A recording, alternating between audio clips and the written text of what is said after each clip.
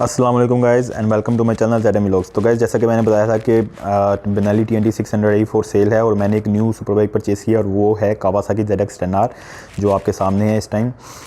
Bike जो है वो मैंने यूज़ कंडीशन में परचेज़ किया है, 2016 मॉडल है और 3800 किलोमीटर्स ड्रिवन है, ओनली फ्रेश इंपोर्ट है। लेकिन आज के व्लॉग में हम बाइक की बात नहीं करेंगे कि बाइक जो है वो क्या कर सकती है, क्यों मैंने ये बाइक परचेज़ की, इसके अंदर क्या फ़ीचर है, उसके लिए एक सेपरेट व्लॉग है। आज के व्लॉग में मैं आपको बताने जा रहा हूँ आपकी बाइक की इंजन और अदर पार्ट्स की हेल्थ के बारे में, कि आप अपनी बाइक की इंजन की लाइफ और अपनी ओवरऑल बाइक के जो पार्ट्स हैं उनकी जो लाइफ है उनको कैसे इंक्रीज़ कर सकते हैं और कितने इंटरवल के बाद और कैसे कैसे आप उनकी मेंटेनेंस कर सकते हैं। तो ये व्लॉग जो है ये सिर्फ ZX-10R तक महदूद नहीं है, ये कोई भी सुपर बाइक हो आपकी, तो हम इस तरह इसको कवर करेंगे कि आपकी जो भी सुपर बाइक है आप उसकी मेंटेनेंस इजीली कर सकें और उसकी जो लाइफ है उसको इंक्रीज़ कर सकें। तो चलें विदाउट एनी फर्दर डिले चलते हैं अपने आज के व्लॉग में। तो गाइज़ जो सबसे पहली चीज़ आपने इंश्योर करनी है वो है अपने बाइक का इंजन ऑयल और ऑयल फिल्टर। गाइज़ जब भी आप बाइक यूज़ में परचेज़ करते हैं, अगर आपको जो बेचने वाला बंदा है वो कह भी रहा है कि उसने ऑयल चेंज करवाया है, लेकिन फिर भी आप अपनी तसल्ली के लिए एक दफ़ा उसका इंजन ऑयल और ऑयल फिल्टर दोनों चेंज करवाएं। इंजन ऑयल हमेशा अपने मैन्युफैक्चरर के ओनर मैनुअल से आप पता कर सकते हैं कि वो आपको क्या रिकमेंड कर रहा है। मेरे केस में जो मैन्युफैक्चरर है वो 10W40 रिकमेंड करता है इस बाइक के लिए। तो फुली सिंथेटिक होना चाहिए और अच्छी कंपनी का डलवाएं और कोशिश करें कि आप ऑथराइज डीलरशिप से ऑयल परचेज़ करें ताकि आपको श्योर रहें कि इसमें कोई दो नंबरी नहीं है। तो मेरे केस में मैंने इसके अंदर मोटल का 10W40 fully synthetic engine oil डलवाया है। इंजन ऑयल की क्वांटिटी विद ऑयल फिल्टर और विदाउट ऑयल फिल्टर दोनों ओनर मैनुअल में मेंशन होते हैं, तो आप वहां से देख सकते हैं। या आपकी बाइक का जहां पे ऑयल डलता है, कुछ बाइक में जो ऑयल चेक का लीवर है वो इस ढक्कन के अंदर वाली साइड पे ही लगा होता है। जब आप इसको खोलेंगे तो उसके अंदर आपको हाई और लो का एक नीडल सी मिल जाती है, जहाँ से आप चेक कर सकते हैं कि आपने ज़्यादा ऑयल तो नहीं डाल लिया या कम तो नहीं डाल लिया। जिनके ढक्कन के अंदर नीडल नहीं होती उनके लिए इंजन के अंदर यहाँ पर सेपरेट से एक विंडो दी गई होती है। ये आप देख सकते हैं, इसके अंदर आपको दो लाइनें नज़र आ रही है, नीचे वाली लो की है और ऊपर वाली हाई की है। तो बी श्योर कि आपका जो इंजन ऑयल हो, जब आप बाइक को सीधा स्ट्रेट खड़ा करें तो वो इन दोनों लाइंस के दरमियान में या फिर हाई तक हो, हाई से ऊपर ना हो। मेरे केस में बिल्कुल स्लाइटली सा 50 ml आप कह सकते हैं कि थोड़ा सा इंजन ऑयल इसके अंदर ज़्यादा है, तो 50 ml से ज़्यादा फ़र्क नहीं पड़ता। लेकिन इन केस के 50 ml से भी ज़्यादा ऑयल डल गया है तो बी श्योर कि आप उसको जो है वो निकाल लें। ज़्यादा इंजन ऑयल इंजन के अंदर जो है वो इंजन को हार्म कर सकता है। जो इंजन है इसके अंदर ऑयल का बहुत ज़्यादा प्रेशर होता है, तो अगर ऑयल ज़्यादा डल जाएगा तो वो प्रेशर जो है वो इंजन की जो सील्स होती हैं उनको डैमेज कर सकता है और लीकेज, इंजन की जो सील्स हैं उनको लीक करने का पर्पस बन सकता है। तो ज़्यादा इंजन ऑयल इंजन के लिए नुकसानदेह है। बी श्योर कि आप अपने इंजन में ज़्यादा इंजन ऑयल ना डाला करें। मैक्सिमम 50 ml तक आप इंजन ऑयल 50 से 80 ml तक ज़्यादा कर सकते हैं, लेकिन इससे ज़्यादा बिल्कुल मत किया करें। ऑयल के साथ जो ऑयल फ़िल्टर है वो आपने लाजमी चेंज करना है हर बार।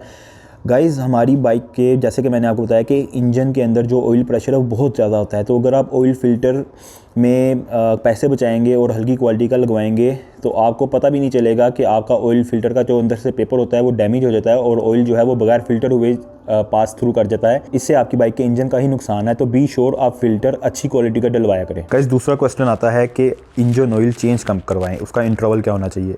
ये डिपेंड करता है आपके राइडिंग स्टाइल पे और इंजन ऑयल जो आप यूज़ कर रहे हैं। कुछ इंजन ऑयल्स जो हैं वो 2000 भी चलते हैं, कुछ 3000 चलते हैं, कुछ 4000 चलते हैं। अगर आप बहुत ज़्यादा अग्रेसिव राइड करते हैं, ड्रैग रेसिस करते हैं, इंजन को फुल पोटेंशियल पर चलाते हैं, यानी कि उसकी थ्रू आउट उसके जितने RPM हैं उन सब को यूज़ करते हैं, तो आप अपना इंजन ऑयल हमेशा थोड़ा सा जल्दी चेंज करवाया करें। अगर आपने वो ऑयल डाला है जो 3000 तक चलने की सलाहियत रखता है और अपनी थिकनेस 3000 किलोमीटर तक बरकरार रखता है, तो आप उसको 2000 या 2200 चलाकर ही चेंज कर लिया करें, क्योंकि आप इंजन को फुल पोटेंशियल पर चला रहे होते हैं। इससे आपके इंजन की लाइफ इंक्रीज़ करेगी, रिंग पिस्टन आपके हमेशा हेल्दी रहेंगे। गाइज़ इंजन ऑयल के बाद जो वेरी नेक्स्ट थिंग, दूसरी चीज़ जो आपने देखनी है वो है आपका कूलेंट। कुछ बाइक में ग्रीन कलर का कूलेंट यूज़ होता है और कुछ में पिंक कलर का यूज़ होता है। तो मेरी बाइक में इस टाइम पिंक कलर का कूलेंट है। कूलेंट की जो रिजर्वायर की बोतल होती है, आप इसको ही देख लिया करें, आपको रेडिएटर खोलने की ज़रूरत नहीं है। अगर तो रिजर्वायर बोतल में कूलेंट मौजूद है, उसका कलर देख लें और यह लो और हाई का निशान होता है। आपका कूलेंट हमेशा जो हाई का निशान है इस तक होना चाहिए, या इससे थोड़ा सा कम हो तो भी बेहतर है। इससे ऊपर होगा तो नुकसानदेह होगा। मेरे केस में थोड़ा सा ज़्यादा डला हुआ है, लेकिन ये इतना ज़्यादा नहीं है क्योंकि बोतल अभी काफ़ी बड़ी है, ऊपर तक जा रही है, तो इतना चलता है। कूलेंट हमेशा हाई से नीचे होना चाहिए। और कूलेंट की जो लाइफ है ये तकरीबन 10,000 किलोमीटर्स तक होती है। एहतियाती तौर पर आप हर 10 से, वैसे तो लोग इसको चलाने को तो लोग इसको 30 से 50,000 किलोमीटर भी चला लेते हैं, लेकिन आपकी सुपर बाइक जो है इसका इंजन जो है काफ़ी महंगा होता है, कॉस्टली होता है। तो आप काइंडली इसको 10 से 12,000 मैक्सिमम 15,000 किलोमीटर्स के बाद इसको लाजमी चेंज कर लिया करें। जो तीसरी चीज़ आपने देखनी है वो है आपका क्लच लीवर। क्लच लीवर जो है ये बहुत ही अहम चीज़ है क्योंकि इसका डायरेक्ट ताल्लुक़ आपकी क्लच प्लेट्स के साथ है। जितने भी क्लच लीवर होते हैं आपके ओनर मैनुअल में लिखा होगा कि इनके अंदर कितनी फ्री प्ले होनी चाहिए। फ्री प्ले का मतलब ये है कि इस टाइम जो मेरा क्लच है फुली डिसंगेज है और इसके अंदर कितनी प्ले होनी चाहिए कि इंगेज होने से पहले ये फ्रीली मूव कितना कर सकता है, उसको फ्री प्ले बोलते हैं। कि मेरी अभी वायर पे जो क्लच की वायर है इस पर ज़ोर डलने से पहले मेरा क्लच कितना मूव कर सकता है। तो मेरे केस में ये मेरा क्लच जो है ये इतना फ्रीली मूव कर रहा है, और अगर मैं इससे ज़्यादा इसको फोर्स लगाऊंगा तो फिर मेरी वायर जो है वो इंगेज होना शुरू हो जाती है, यानी कि फ़ोर्स लगना शुरू हो जाती है। आप हर 3 से 4,000 किलोमीटर के बाद आपने अपनी जो क्लच की केबल है इसको भी क्लीन करना है गाइज़। उसके बाद जो चीज़ आपने देखनी है वो है अपनी चेन का स्लैग कह लें या फ्री प्ले कह लें। मेरे केस में जो इसका फ्री प्ले है वो है 25 से 35 mm, यानी कि जब आपकी चेन जो है आपने इसको ऊपर की तरफ उठाना है ये, तो जो इसकी नॉर्मल पोजीशन है और जितना ऊपर ये उठ सकती है, इन दोनों के दरमियान का जो डिफरेंस है वो आपका 25 से 35 mm के दरमियान में होना चाहिए। सेम कैलिपर के थ्रू या किसी भी मेजरमेंट वाले इंस्ट्रूमेंट से जिसमें फुट्टा है या इंची टेप है, आप उससे इसकी फ्री प्ले जो है वो इजीली चेक कर सकते हैं। और इसको एडजस्ट करने के लिए आप इसके जो लॉक नट्स होते हैं रियर व्हील पे जो इसके लॉक नट्स होते हैं, इसके ऊपर आपको ये यहाँ पर लाइंस भी दी हुई हैं।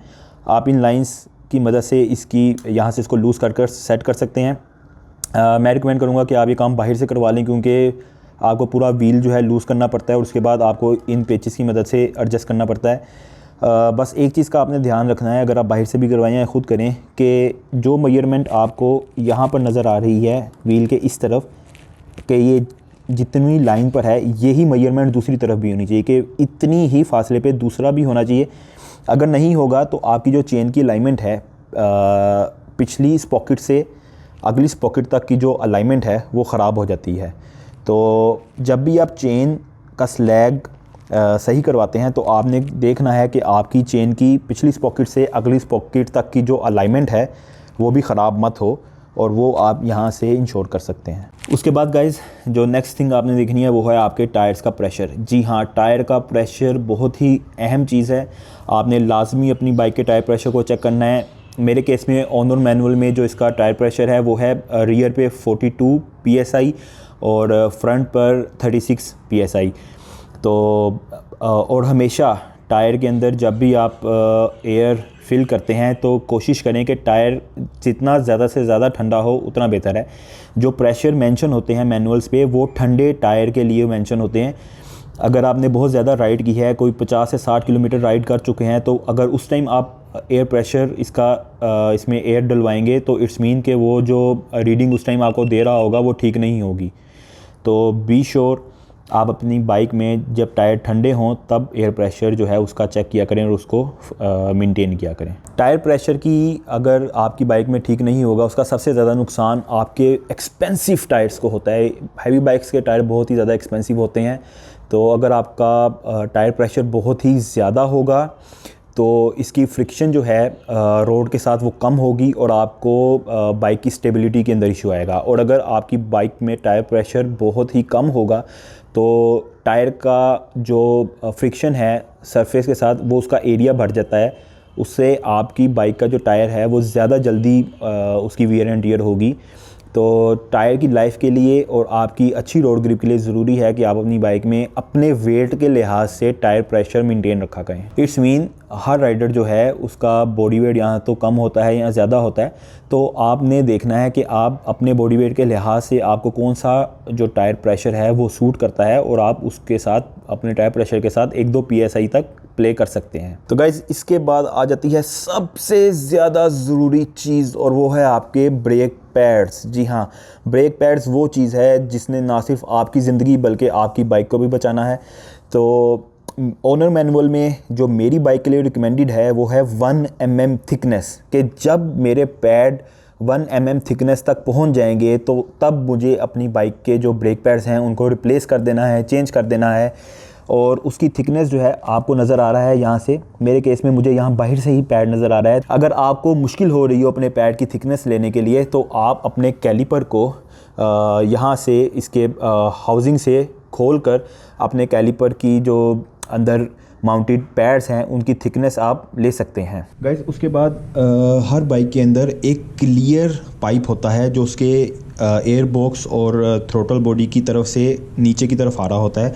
मेरे केस में मेरी बाइक की लेफ़्ट साइड पे वो क्लियर पाइप है, जैसा कि आप ये देख सकते हैं, ये ऊपर की तरफ से नीचे आ रहा है। इस क्लियर पाइप के अंदर किसी भी किस्म का लिक्विड नहीं होना चाहिए। अगर आपको इसके अंदर लिक्विड नज़र आए तो आपने करना यह है कि इस पिन को रिमूव करें, इस जो ये इसके नीचे इसका जो ब्लॉक करने के लिए इसका ये कैप होता है इसको रिमूव करें और इसके अंदर से जितना भी वाटर लिक्विड या ऑयल होगा वो आपने इसके अंदर से रिमूव कर देना है और फिर उसके बाद आपने इसको वापस टाइट कर देना है।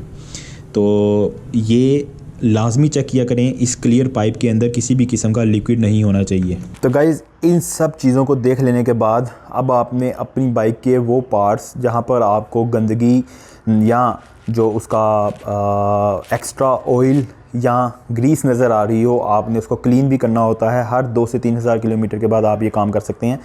उसमें आपका जो फ्रंट पॉकेट है और आपकी जो चेन गार्ड है, आपको इन दोनों को रिमूव करके इनके अंदर जितना भी ग्रीस और इसके नीचे इंजन के ऊपर वो चेन क्लीन करके आपका काफ़ी ग्रीस जो है वो इकट्ठा हो जाता है। आपको हर 2 से 3 हज़ार किलोमीटर के बाद ये दोनों खोलकर उस ग्रीस को क्लीन कर लेना चाहिए।